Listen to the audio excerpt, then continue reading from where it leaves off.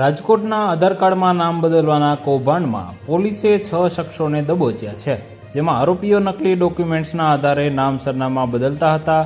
આ કૌભાંડમાં crime બ્રાન્ચે Raiya road આધાર કેન્દ્ર પરથી 6 શખ્સોને ઝડપી લીધા છે. પોલીસે માહિતીને આધારે આ શખ્સોને પકડ્યા હતા. આરોપીઓ નકલી ડોક્યુમેન્ટ્સના આધારે સુધારા કરતા હોવાની માહિતી પોલીસને મળી હતી, જેમાં કર્મીઓએ અનેક લોકોના નામ અને સરનામા બદલી નાખ્યા હોવાનું તપાસમાં બહાર આવ્યું હતું. આ સમગ્ર મામલે કર્મચારીઓની પૂછપરછ શરૂ કરવામાં આવી છે.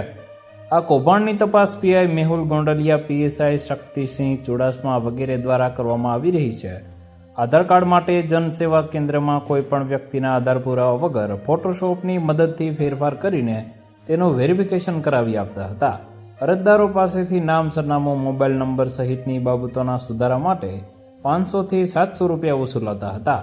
સમગ્ર મામલે પોલીસે વધુ તપાસ શરૂ કરી છે. તો વધુ માહિતી મેળવવા માટે ચેનલ સાથે જોડાયેલા રહો. વિડીયો પસંદ આવે તો લાઈક કરી દેજો. ચેનલમાં નવા છો તો સબસ્ક્રાઈબ કરી દેજો.